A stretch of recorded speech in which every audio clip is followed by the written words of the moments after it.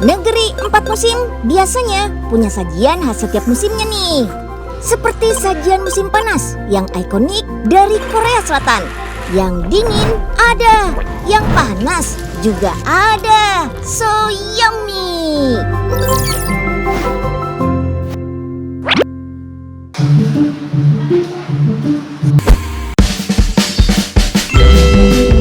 Saat cuaca panas, es krim, es teler, es lilin, dan jajanan dingin lainnya adalah camilan favorit yang paling dicari di Indonesia. Tapi tidak di Korea Selatan. Di 3 hari terpanas sepanjang musim panas, mereka justru mengantri untuk seporsi samjeothan, sup herbal yang disajikan hangat-hangat. Karena mereka percaya api harus dilawan dengan api demi menyamakan temperatur. Samjeothan bukan sekedar sup herbal biasa, tapi berisi ayam muda utuh yang diisi dengan puluhan bahan herbal. Bawang putih, buah jojoba kering si kaya serat vitamin dan antioksidan, akar dangsam yang berkhasiat antiseptik, juga beras ketan. Kemudian direbus bersama 7 makanan obat, salah satunya ginseng Korea yang tersohor. Resep leluhur yang sudah eksis sejak 1541 terbukti bisa mengembalikan tenaga, juga mencegah tubuh terasa lemas karena terlalu banyak berkeringat saat musim panas.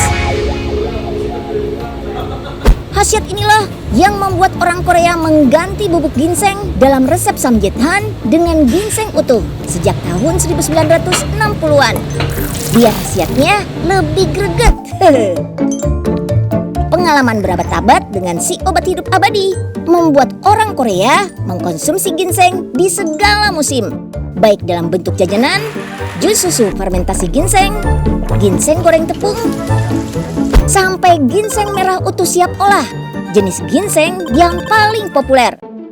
Ginseng merah mengandung lebih banyak ginsenosides, jenis zat aktif penghambat pertumbuhan sel kanker. Ada juga zat adaptogenik, si anti-aging untuk mencegah penuaan dini.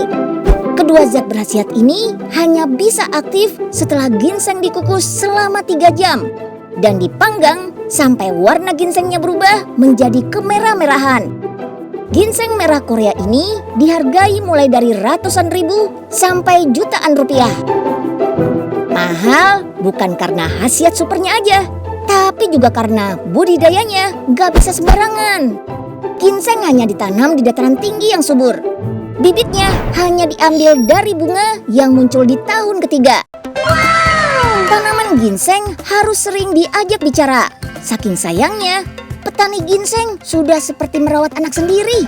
Untuk mendapatkan ginseng berkualitas, panen pun baru bisa dimulai setelah berumur kurang lebih 6 tahun. Tahu berkhasiat, tapi rasa pahit khas tanaman obat membuat orang ragu menikmati ginseng. Padahal konsumsi ginseng selama 18 tahun terbukti ampuh menurunkan angka kematian loh. Wah, hebat ya. Tips UNYIL buat yang gak terbiasa sama rasa tajam khas ginseng. Bisa blender ginseng bersama susu, lemon, madu, juga blueberry. Dijamin yummy deh. Tapi hati-hati. Meski berkhasiat, konsumsi idealnya cukup 200 mg per hari. Kalau nggak mau kena efek sampingnya, gangguan emosi, hipertensi, susah tidur, sakit kepala, sampai diare. Jadi yang sehat dan berkhasiat pun nggak boleh berlebihan ya. Yuk kita kemon.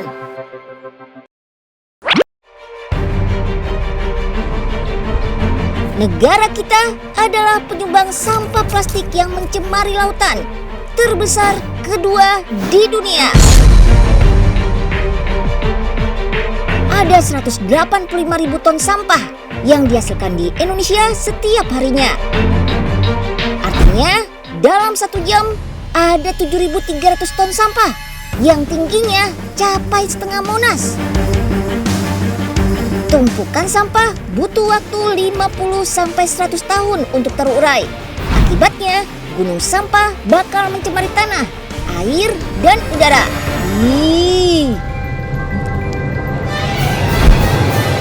Itu semua ya salah satunya gara-gara kita lebih suka beli produk kemasan. Makin praktis, makin demen. Enteng aja beli produk kemasan. Cuma satu kok. Tapi gimana kalau ada ratusan juta orang yang berpikiran sama? Ya seperti itulah jadinya. Serem.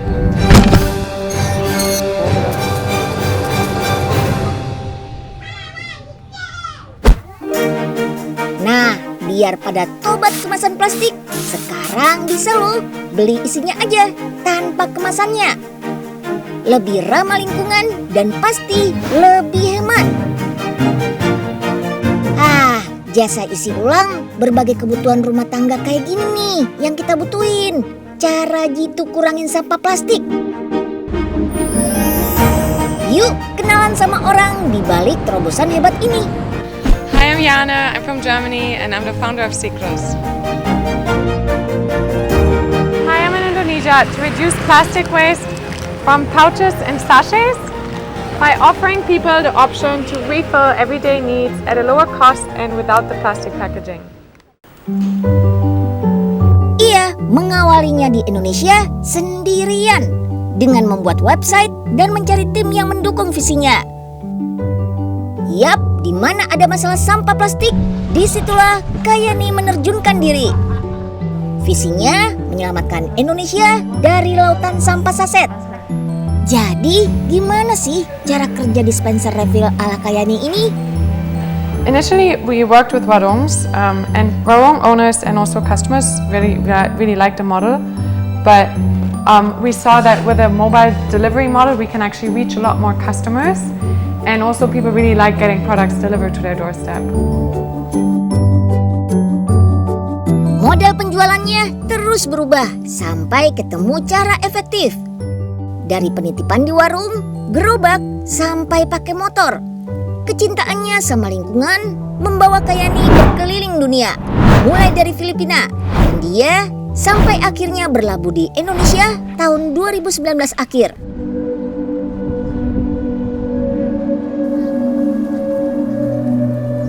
Alasannya karena perilaku penggunaan produk saset masyarakat Indonesia 11-12 sama masyarakat Chennai, India. Udah mana mahal, sampah-sampah saset ini juga menghalangi drainase. During my master's degree at Harvard, I did my thesis on ocean plastics in the Philippines. And I saw these water refill stations where basically in warungs you put a coin in and you can fill up water. And it's much cheaper than buying bottled water. And I thought, why can't we do this for products like detergent, shampoo, dishwashing liquid? Ini dia yang menjadi dasar ide Cyclos Refill.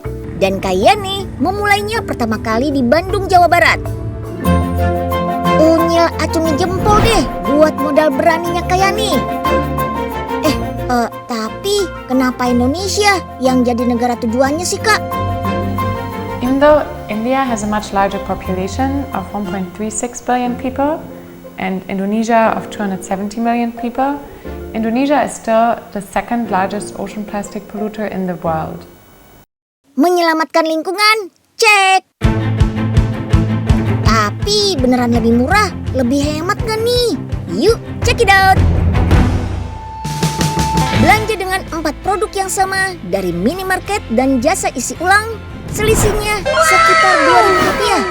Lebih banyak produk, hematnya lebih besar lagi. Bahkan bisa sampai 10%. Kalau setahun sudah bisa beli smartphone baru nih. Paling penting kita ikut selamatkan bumi dengan mengurangi sampah plastik. Mantap! Cara pesennya gampang. Buka aplikasi, pesan sesuai kebutuhan. Minyak goreng, deterjen, pewangi, sabun cuci piring, sabun mandi, sampai hand sanitizer ada. Jangan lupa siapkan botol kosong saat kurirnya datang. Saat ini ketersediaan produknya masih terbatas merek. Pengantaran pun masih seputar Jabodetabek. Tapi kedepannya bakal diperbanyak dan diperluas kok. Untuk pembayaran bisa cash atau cashless. Kalau kayak gini sih bukan cuma bumi nih yang happy, tapi pelanggannya juga. Karena harganya lebih murah. Ada kembaliannya nih. Mengurangi sampah plastik. Lebih praktis, terus kurir datang deh ke rumah. Setiap 1000 liter yang kita beli lewat jasa isi ulang ini, ada 1000 kemasan isi 1 liter yang berkurang loh. Wah, kebayangkan kalau semua penduduk Indonesia berhasil mengurangi 1 sampah plastik perharinya. 270 juta sampah nggak akan berakhir di TPA.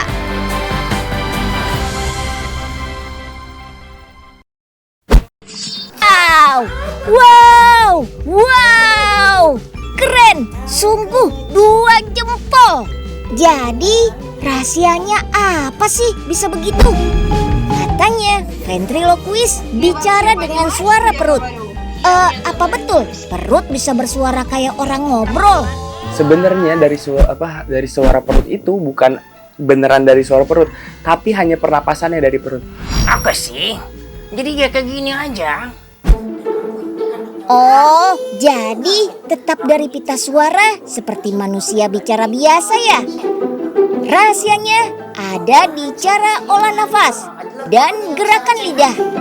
Seperti saat berbicara, bernyanyi, tertawa, menangis, atau menjerit.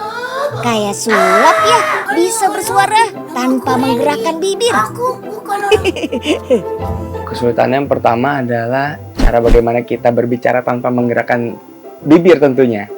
Setelah itu ada yang namanya huruf-huruf yang tidak bisa disebutkan dengan biasa ya. Contohnya adalah huruf B, biasanya kita ganti D atau G. Bicara tanpa menggerakkan bibir, cek. PR selanjutnya, belajar menggerakkan boneka supaya nggak kaku. Itu cukup sulit. Bagaimana kita harus akunya tetap ngomong tapi tangan kita harus aktif. Bagaimana hurufnya apa saja yang diucapkan, mulutnya juga harus sama. Misalkan Aku mau makan. Apa jangan-jangan kamu yang aku makan? Gitu. Belajar menggerakkan boneka, cek. Dan hasilnya adalah berapa karakter suara yang dikuasai Katenggo? Halo, yang aku Jojo. Onyet lucu. 7 tahun dan aku anaknya. Semua hasil itu dipelajari otodidak, gak ada sekolahnya. Butuh waktu 4 tahun kerja keras dan air mata untuk sampai di sini. Yap, air mata dalam arti sesungguhnya.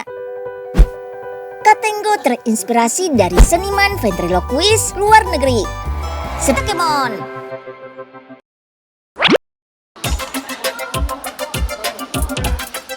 Sampai di sini dulu. Info lezat juga inspirasi dari orang-orang keren pecinta lingkungan. Semoga bisa menghibur sekaligus memberi inspirasi buat sobat Unyil di rumah ya.